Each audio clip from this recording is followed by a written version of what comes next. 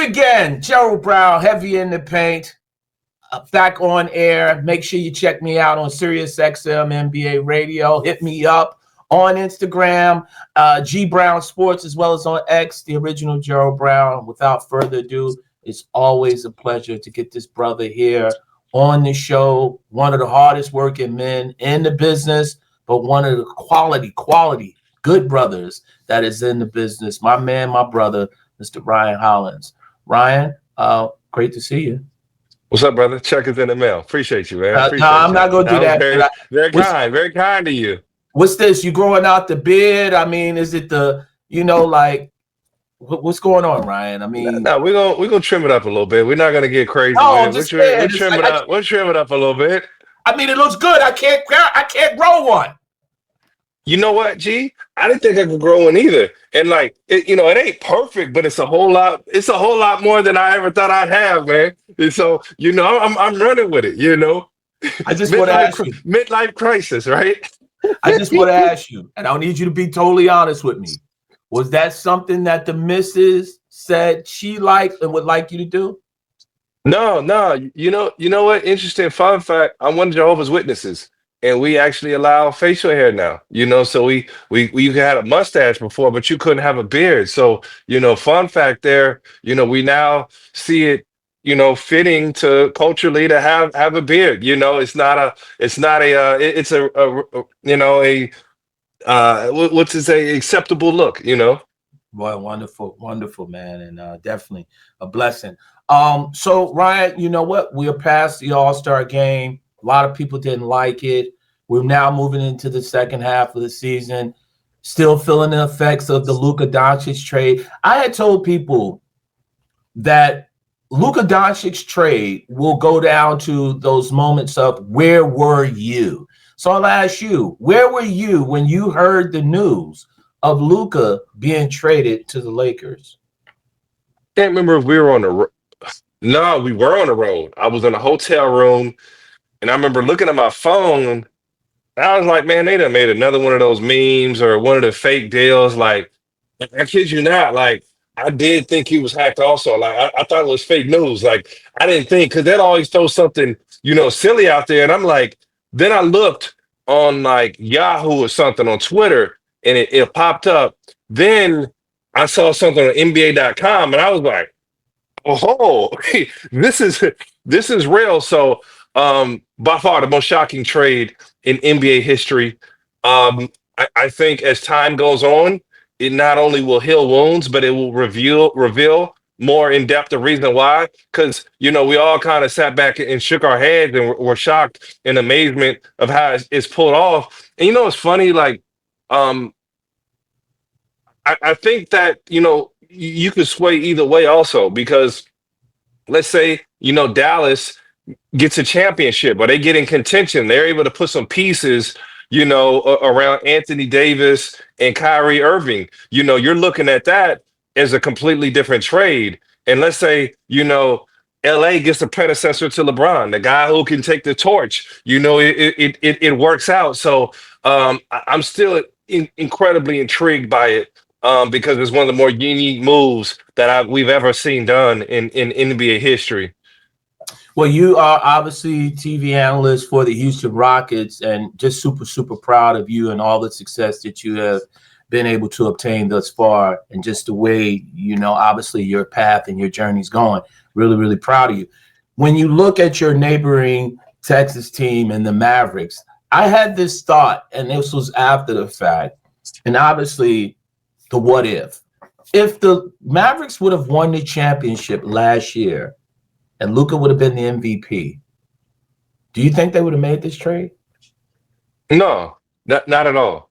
You have to assume that they were telling you that they didn't feel comfortable with Luka moving forward. You heard words like culture, being used in the presser with Nico and Jason Kidd, my former teammate. Nico, a guy I worked with when he was at Nike, a good friend of mine. Words like culture stand out.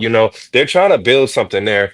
And Nico hasn't been afraid to make bold moves. Now, this was the boldest in NBA history, but if it works out, he's going to be held over there. And I tell you, we saw Anthony Davis' first game. in Dallas. And it was a very unique environment, G. But I tell you, for that first half before he was injured, defensively, our guys couldn't get a shot off. Like it was crazy. It was crazy. And they look like one of those teams. So, G, when you see everybody in the NBA, you see that, okay, they're building, okay, they're good, okay, this is an off night. Then you see certain teams like they're good, good.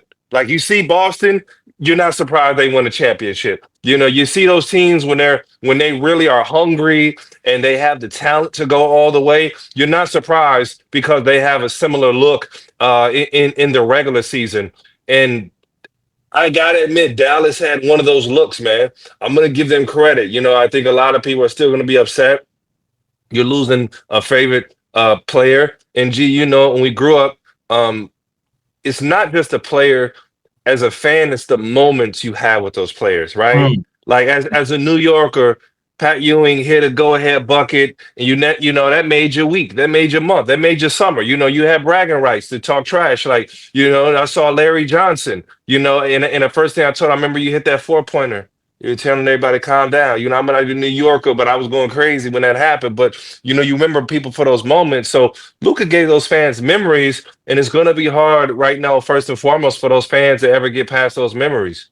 Yeah, especially with him being first team All NBA ever since he's been in the league. Now, Ryan, when you look at the second half of the season and the Houston Rockets, one thing I just want to touch on, you mentioned about the Mavericks. They kind of took a page out of the Minnesota Timberwolves playbook last year with the Karl Anthony Towns as well as Rudy Gobert and all that size. Now you have a Mavericks team that when they're healthy will have a front court that features perhaps Daniel Gafford, as well as Anthony Davis and in that front court with PJ Washington. Their size, when you look at the second half of the season and the Western Conference, how much does it add? Just this simple trade from the Mavericks getting Anthony Davis, the Lakers getting Luka. How much does this add to the level of difficulty it will be in that Western Conference for the second half of the season? Oh man, incredibly hard. I don't think this season they'll peak. Maybe Dallas is going to shut it down because the injuries they have. It might be too much to fight through and kind of let all the tempers kind of flare down. But when I look at Anthony Davis, I think this is the first time he had really been built around. He was there to piece with LeBron. The Pelicans couldn't really get over the hump. They gave him Boogie Cousins for about a season and a half or a half a season, and then Boogie unfortunately ends up getting hurt. But this is the first time seeing them that I think Anthony Davis can go five, he can go four. He's going to end up having a lot of freedom there with the Dallas Mavericks, and it was by far the most aggressively I've ever seen him offensively. Now we all know it's just a matter of health with AD, but he had a different umph to him. And I've never seen him show that type of emotion and excitement for the game. Not that he doesn't have it, but this is a man that's going to be on a mission. But the first mission for AD is going to be going out and getting healthy. Yeah, and you look at that Western Conference and your Houston Rockets right now, they're, again, the Lakers are re-energized, and obviously their schedule, kind of helped as we went into the All-Star break. But with the Lakers right there, the Rockets, you still got the Nuggets, the Oklahoma City Thunder sit at the top, the Memphis Grizzlies, and then, Minnesota, Dallas, and Sacramento, and Golden State. How difficult will this second half be overall in terms of really teams pushing to try to make the playoffs?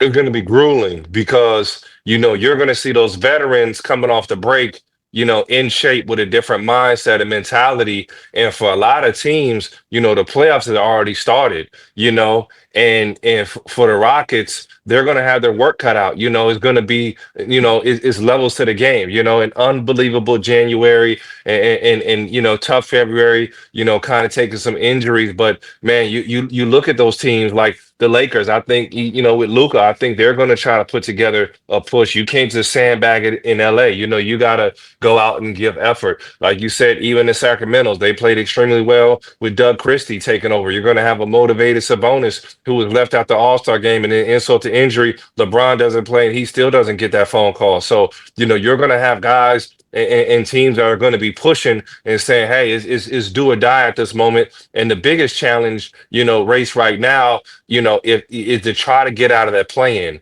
You don't want to play a one game do or die. You want to know that you're locked into a playoff scenario. So, that's going to be, the huge race until you get some level of comfort. But I tell you, G, the new format, I think people really slept on the NBA in the sense of the challenge of the competitive nature. When we played G, when it was just the 8 teams were in, you could shut it down. You knew you come out to certain games and you just wouldn't play your guys. You focus on getting healthy. You can't afford to do that anymore. It's a battle of nutrition at this point in the NBA. Yeah. When you look at your Houston Rockets, right, you had some injuries, and I had said that clearly. First half of the season, obviously stumped their toe somewhat. And in February, 3-7 in the last 10 games, closing out the first half of the season. Jabari Smith obviously has been cleared with that hand injury. Looks like he's going to be headed back. How important will it be for a young team in the Houston Rockets to have aspirations of being in the playoffs and not in that play-in tournament to really, in a sense, come back and start the second half of the season on a winning note? I think it's the only way that you're going to be able to properly evaluate the young guys for the Houston Rockets. Is in those playoffs and those high pressure situations. I love that the team went out and competed in the play-in tournament. That was big because that was the closest thing you could get to these playoff games. So now, it just seems like there's nothing easy. G used to go into certain games and hey man, we're going to be up 20 points by halftime. This team just doesn't have it. They're going to find a way to beat themselves. You don't have teams like that anymore. And teams would shut it down at a certain point, or they trade away their guys and just say, "Hey, we're good. We're not going to have it this year." And you don't see that anymore. You don't see that. And for one, the talent in the NBA is the highest that it's ever been. For two, the depth is there. And again, like how the commissioner gave those extra spots for the playoffs, teams are not shutting it down anymore, G. They're not. They're playing through it. So there's not that many teams shutting it down. So the competitive nature again is at an all-time high. You got fan bases that all feel like there's something that they can play for. Yeah. When you look at the Rockets' first half of the season, give me a guy that you would say would be your Rockets MVP for the first half of the season. It has to be our all-star Alfred Şengün. He's the half-court offense. Fred is the engine. Dylan is the defense. Min Thompson is the rising star, but he's been the engine. He's the guy in the half court. He's the when you scout the NBA G and you see guys, the one thing you say, like, does he command a double team? How unique is he to guard? He plays all over the floor.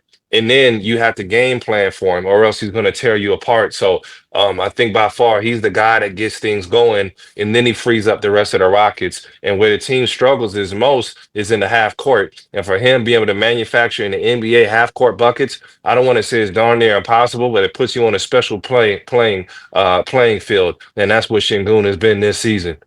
Yeah, and let's switch over to the Eastern Conference. When you look at your former team, one of your former teams in the Boston Celtics, do you see any team in that Eastern Conference? I know, obviously you played with the Cleveland Cavaliers, and you look at the Cavs, and it's been great. I think it was amazing what they were able to do in getting DeAndre Hunter at the trade deadline. But my question is, I don't know if the Cavs are ready to take that enormous step to say they are a championship contending team. I just don't see it. I think obviously getting in the playoffs, winning a series or two, going deep in the playoffs would be a huge step for this organization in the right way. But is there a team out there from your vantage point that you look and say perhaps could be a threat to the Boston Celtics?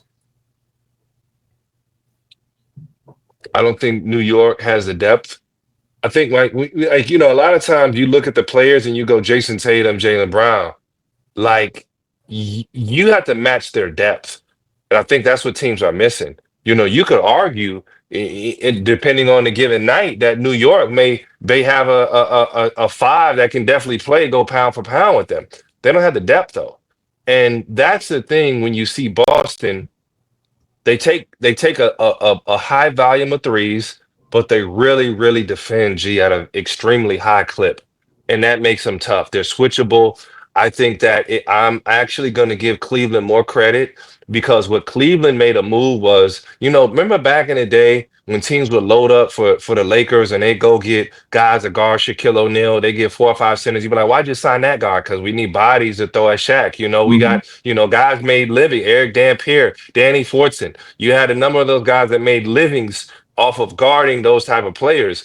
I feel like that DeAndre Hunter move to the Cavaliers was to say we got another guy along with a Coro that we can match up with the Boston Celtics.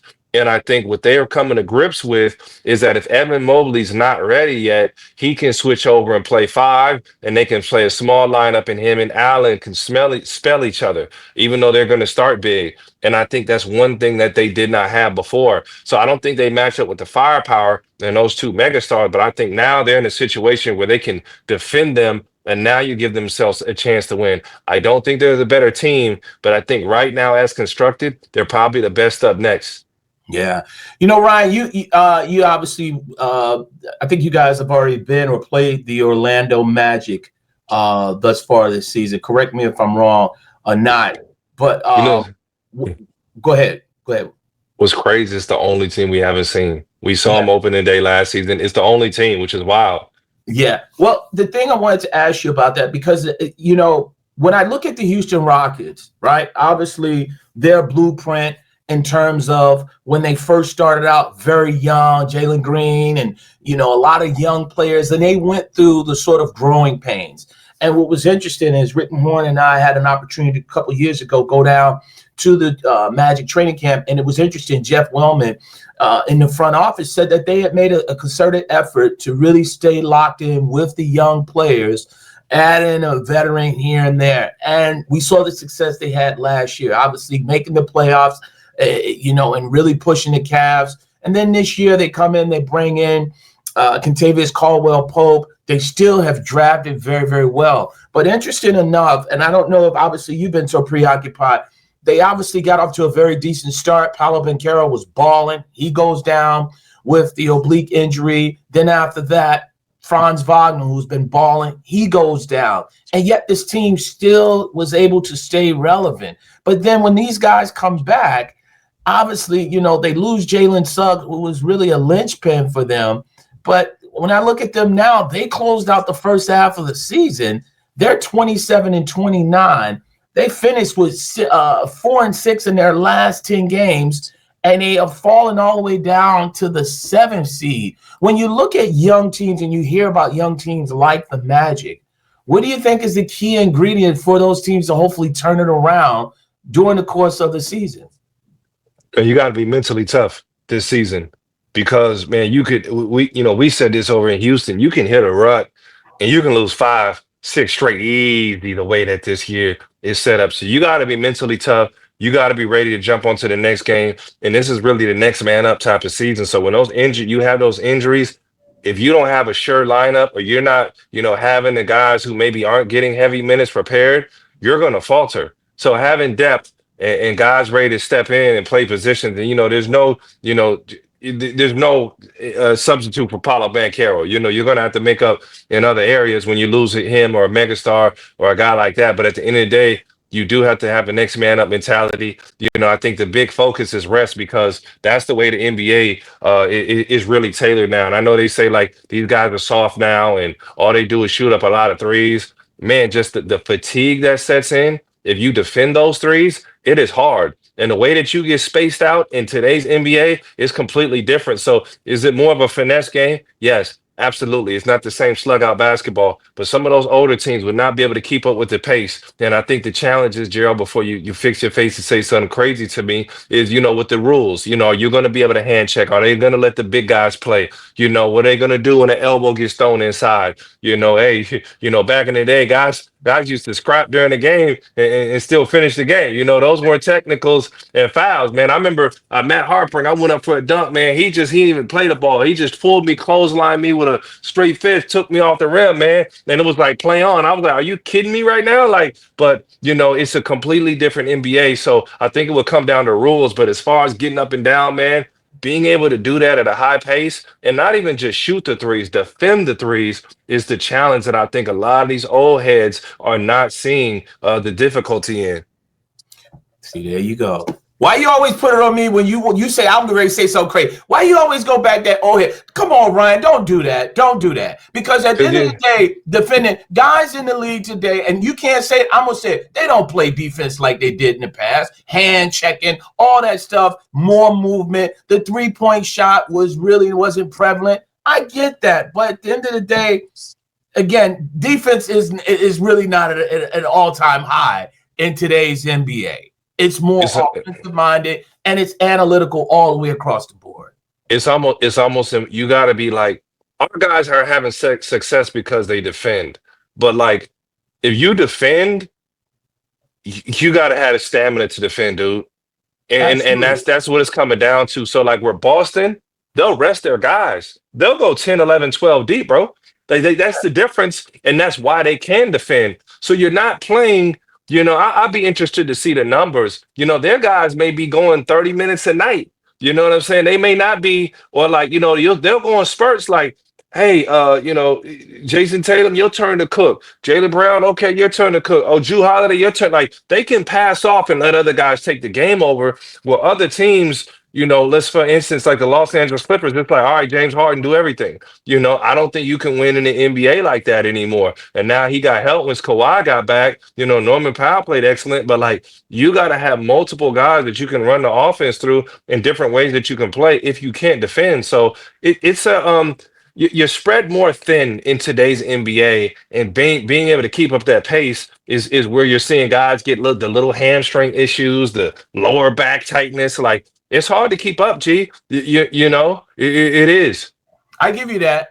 You spoke about the Western Conference, and you guys closed out the season, first half of the season against the Golden State Warriors, and you saw obviously Jimmy Butler up close and personal. And when you look at this Golden State Warriors team, and look at all we talked about in terms of the size the Mavericks now have. And we know that Jokic is still out there. We know the size and stuff in the Western Conference, and especially what Oklahoma City did with Hartenstein and Holmgren now. Is this the sort of final stretch of small ball when you look at the Golden State Warriors and adding a Jimmy Butler and not really addressing perhaps that front court? I mean, do you think that we are seeing the end of small ball, and can the Warriors be successful second half of the season in the Western Conference? I do think the Warriors are dangerous. I don't know if I necessarily favor them to come out, but there's a team that may be poised for a first round upset. I know you wouldn't want to see them just because Jimmy Butler, with his physical play, he is a matchup nightmare. He complements Steph Curry because the way he can draw fouls, the way he can get downhill. And then, the one thing about Steph, in moments, if you have the legs to guard him, it can be hard for him to get his shot off. Jimmy Butler's a guy who can get his shot off. So they really complement what what they do. And we did get a chance to see them.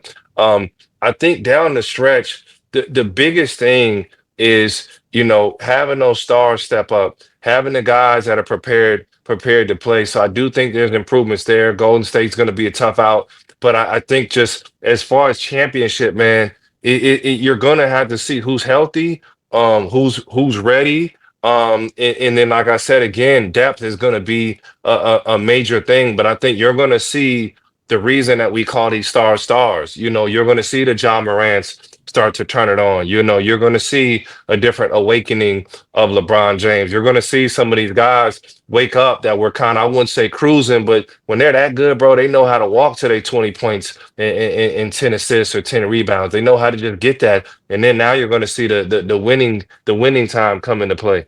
Yeah. When you look at the Milwaukee Bucks, Ryan, do you think that they will perhaps might be this team that blows up that team in the offseason and try to go different directions? I think it's solely dependent on Giannis Antetokounmpo. He's kind of this season to me more than any G muttered some things that let me know that he's unhappy or he's looking at other situations, and hey, maybe he just feels like his time in Milwaukee may not be done. He made the comment that shocked me, when Luca was moved and said, I'd like to see European players in all major cities. And I understand what he was saying from a media standpoint, but is he letting us know, hey, I want to get to a New York or get to a Brooklyn or get to a Los Angeles, or a bigger city than Milwaukee? I don't know, but I've never heard him talk like that. So as long as the big fella wants to work it out and he's there, Milwaukee has, as an organization, has shown that they'd be willing to work with him. But if he starts demanding out, I think there may be some moves made. And here's the tough thing about the NBA. Obviously, the NFL players, they lock out and they hold out, and that's not great for the game. But for our guys, they have to make a stink to get moved. They have to make a stink to get out. Otherwise, a team like Milwaukee probably won't make that move. And if I'm not mistaken, I saw reported that Dallas tried to trade Luca for Giannis Antetokounmpo, and Milwaukee said no. So that clearly tells you if that is true and that's valid information, they ain't letting him go for nothing. They're going to make their pitch and they're going to try to keep him happy to do everything that he can do. And honestly, knowing Giannis's personality, I can't see him holding out and making a public stink, in order to get out of a situation. Yeah, I think that, from what I heard from my sources, that Luka was definite earmarked for LA. And obviously, shout out to Nico Harrison, did a little wink, wink, little nudge to support Nike. And now, if you think about it, Nike has the next big star in a major market. Oh, by the way, a brand Jordan guy that lines up with the other big brand Jordan star that's in Boston, Jason Tatum. So I had also heard before that from my sources that look, the Milwaukee Bucks were obviously into the previous ownership group in terms, and those governors were looking at their books and saying, look, you want to re-sign Giannis. Maybe it might not make sense to sign Giannis. We won a championship, break it all up. And then things really changed. Obviously, they went the route of having Adrian Griffin, and I thought that was the process of starting over again. Then they made the move in getting Damian Lillard, getting him, and now that sort of shifted things.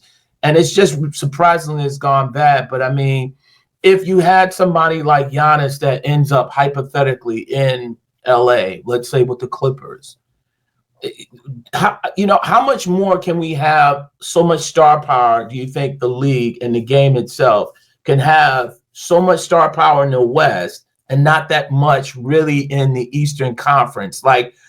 Do you think that it's time that it's going to really have to balance out where the Eastern Conference, especially when we talk ratings and stuff like that, will have that star power in the Eastern Conference, opposed to just the West being so heavily loaded with all their stars? Let's make it as simple as this, G. It comes down to weather.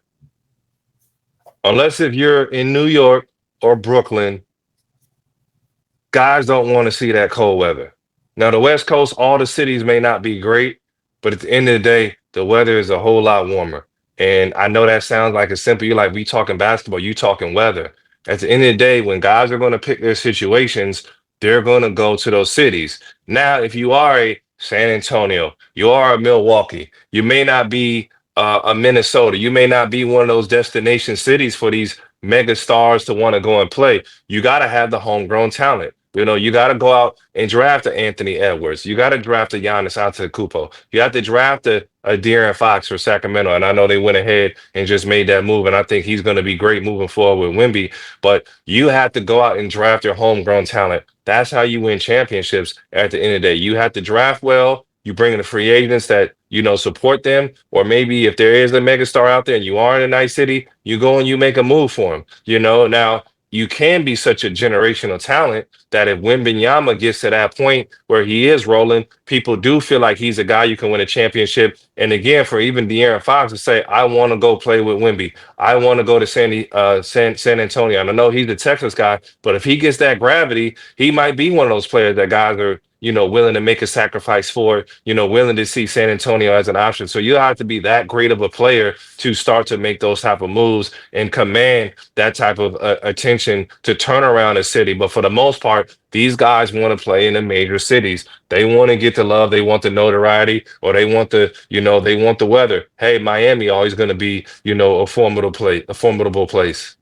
Yeah, Orlando as well. Hey, let's switch gears. I want to get your thoughts real quickly and appreciate the time on the college setup. We're looking at college football. Obviously, it controls the landscape of college sports, and looking at how successful the Big Ten and SEC were in football, and then in college basketball, the SEC really is potentially going to have somewhere between 13 and 14 teams in the NCAA tournament.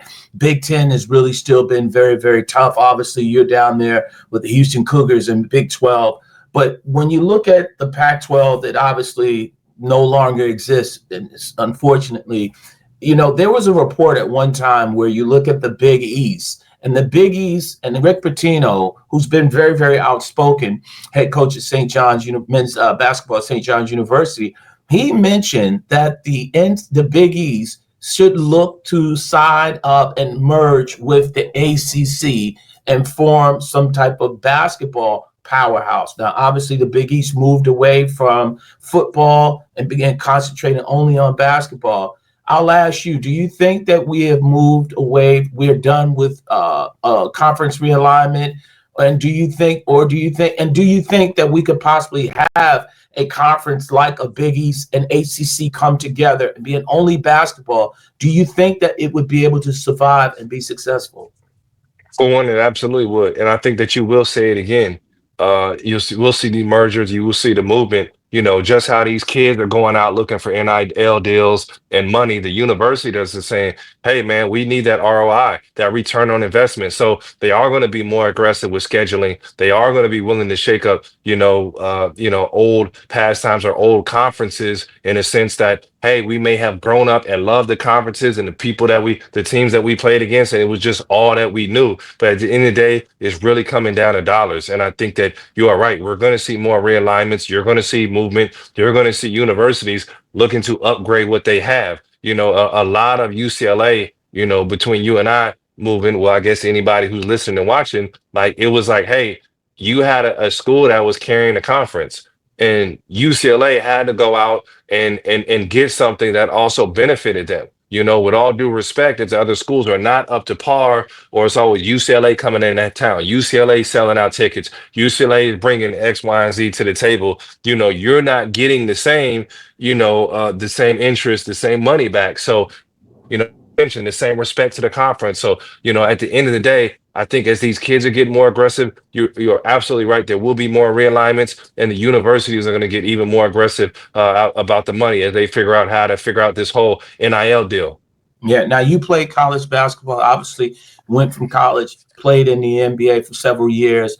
And now we're in an area where you and I were talking about this off the air, where again, college basketball now, it resembles everything with the transfer portal. And what's interesting is that you made a great point that college football relies solely, specifically, a lot on the transfer portal, but they also rely on the high school players. When you look at the high school game and you look at, obviously, the transfer portal, if you're not a top 100 kid or whatever, or just in general, do you see a day that perhaps high school basketball will ultimately be phased out of college basketball, just because the fact is the transfer portal is in supports a win now mode? I don't think it will go away. And I say it in the sense of high school basketball is huge. It may not be huge everywhere, but as far as the athletes being recruited, some of them are going to come in a red shirt. Then you have some, there's some man childs out there that are ready to go and play as freshmen. I was a young guy and I had the game and I had the attitude, but I probably could have used a red shirt year. But it's tough to red shirt when you're better than a lot of the guys that are on the roster playing already. So I don't think that high school basketball will go away. I think the structuring will change. I think that I love the freedom of these guys to go and play anywhere. I love that they have the chance to chase money. But I think what you're going to see is there's going to be a university that's going to set the model of showing that, hey, our guys come in and don't transfer. That means they're paid well, they're treated right, they're receiving the tough love, and you're going to find somebody that goes out and continues to win championships that makes it happen like that. Now, in all reality, as a player, you got to go out and say, why am I transferring? What am I doing wrong? But I think that, you'll see financial opportunities that are going to be able to keep these players at their own schools. But if they're moving, it has to be for a good reason.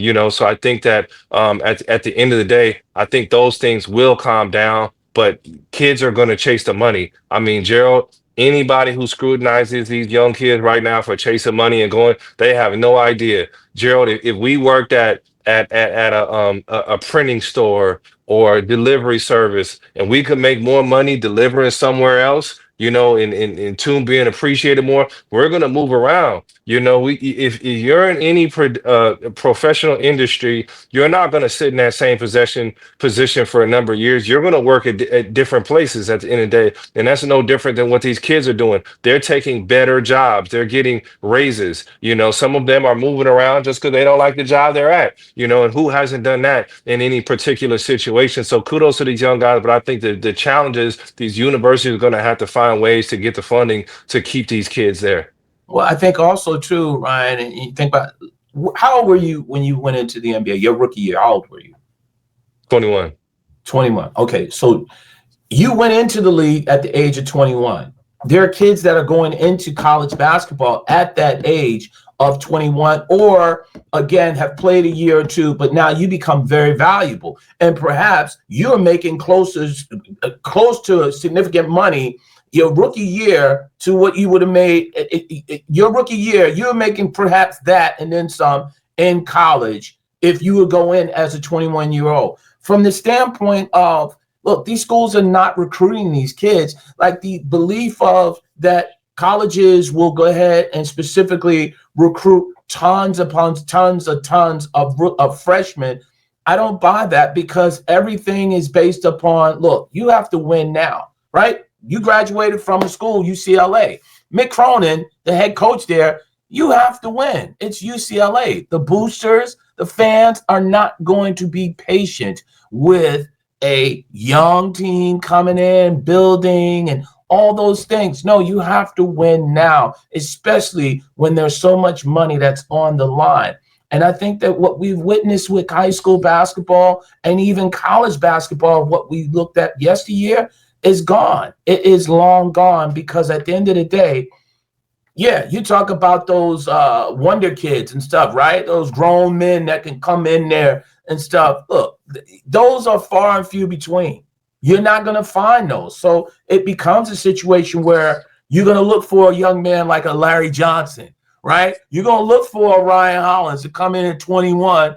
He comes in there, and now he's a freshman or sophomore. We got him for at least a couple of years. And you know what? Listen, you're making a ton of money in school. You might not want to leave early. You might just say, hey, I'll make this money here because I'm making the money. So money has changed a lot of the stuff, but I'm with you. I applaud the young people getting their money, but the dynamic ultimately at the grassroots level, right, it hurts the high school kids, because in this day and age, I don't think we find a Ja Morant. I don't think we find some of the, mid-level guys and stuff like that, like a CJ McCollum, who used the NCAA tournament to really help his profile, or Stephen Curry. We don't see that anymore. I think those things that was happening is, again, something that ultimately will be the downfall of high school basketball, unfortunately.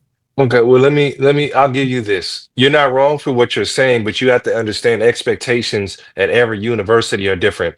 If you want to win, you got to get you a team loaded full of seniors. Now, the problem is, if I go and retool with seniors every year, these dudes might not have no idea how to play together. They may not be my guys. I'm mixing culture. So I think you're always going to have a mix of transfers, with a guy like Patino. Patino doesn't mind taking a guy who's coming in. He actually also coached at who coming in new. He coached at an NBA level. He's used to this is NBA free agency for Patino. At the end of the day, he can go out and pick his kids. And also know about this in college basketball. If you want to win in college basketball, you want to be as old as you can be. You want those older men. But at the same time, there are a value, because if you're getting a great player, he's going to have it come at a cost. Where a freshman, before he develops, may be a lot cheaper at that moment. So every school is different. There are different expectations. And don't get me wrong, G, this been happening for years. There are certain schools, those Big East schools, or like the Cincinnati's. All they want is JUCO guys. All they want is those, prep guys, and they've been doing that, for a very long time. BYU, shoot, look at BYU. BYU, them dudes go 4 5 years off on a mission, and then come back and play college sports. So this has always been happening. It's not going to change. There's just a dollar sign on it. And again, what are the expectations of your university? That's what it comes down to. Are you going to have a homegrown freshman who you can inculcate your culture into? You can watch them grow. And maybe that's the benefit of being at UCLA. These guys, whether they're getting minutes or not, they see the value of the school and the prestige. Everybody's not going to make $2 million or $1 million or $500,000 to play college basketball. That's the majority. We're hearing about the top names at the end of the day, and that's where the controversies are coming from. Yeah. Ryan, as we wrap up, man, you've been in this position, obviously, being a TV analyst and working and doing a great job covering the Houston Rockets. From your vantage point, talk about how much you've learned more about the game as you've been able to be there and observe the game on a consistent basis from that vantage point as a TV analyst. I mean, I think for me, it gives me a chance to be intertwined. I on any given day, I might have a conversation with the players, the owner of an organization, a scout, a writer. It's access. When you're watching from afar, when you're sitting in studio, it's much different than actually being there with the team, being there with the guys, getting to chop it up. So, your knowledge really, really grows on an intimate level day in and day out. And then you can see, how the league has changed, man. Everything is really centered around the players now. Where when I played, it was like, hey, do we say or you're out of here? We don't care how talented you are. You're not bigger than the structure. And now these players really have a voice. So from when I played to now, that's really, really big. But I think what I've seen necessarily is just having access to these guys, seeing the game, understanding that, the trends. We've gone from 3-point shooting, and I think the IQ and guys knowing how to play is coming back to the game because there's such a skill set where, you don't have the same discrepancies. Like with all due respect, let's say Boston Celtics were the world champs. They could go into Sacramento and get their butts kicked. Like because the talent places G, the talent is not the is more evenly distributed. These guys take shots, the higher develop difficulty of shot that you couldn't see before, and guys are hitting those shots. And we're talking about, you might have 3-4 guys on a team that can hit a contested step back three and see this like it's nothing. Gee, when we grew up, there was one guy taking a dribble through the leg, step back three, and actually could knock it down. Those guys were rare. And now you got your center, depending on the team, you might have a center who can hit one of those shots. So, because of the degree of difficulty of the games that these guys play, it has really strengthened the NBA up, and the stars were always the stars. Like, don't get me like Charles Barkley would be killing in today's NBA, old NBA, wherever. LeBron James is crazy to people to say that he's soft and he couldn't play back. Of course, he could play back in the day, but what we're seeing now is the role players are getting better. And you talk about spawn ball being a thing of the past. Why? Because now the centers can take those shots and guard and play all around the horn. And that's the big difference that we're seeing in today's game that I'm seeing from firsthand experience. Yeah. And Ryan, really appreciate the time, man. And look, definitely, I heard the news that I'm so happy to hear that you really becoming a Tampa Bay Buccaneers fan as your San Francisco 49ers are being dismantled and stuff. I really enjoy it. And, even though I wear this Louisville Cardinals shirt, hey, listen, I'm all about the Buccaneers. I'm going to make sure I send you your Buccaneers gear because I've been hearing this stuff. And I'm really honored that you finally are joining the Pewter Power. And welcome to the crew. Man, you better tell Baker Mayfield stop taking shots at Tom Brady, man. Y'all got a different type of quarterback controversy. Don't do that. Don't do that. Y'all got different. Hey, he better leave that goat alone, man. What's wrong with you, man? you better figure out how y'all gonna assemble a team next year. Fred Warner might be out of there. It's a lot. Debo Samuel going out of here. It's a lot of questions. What you said. As long as the offensive line and defensive line is intact, we can figure it out. G, don't worry about it. We were banged up this year. That's cool.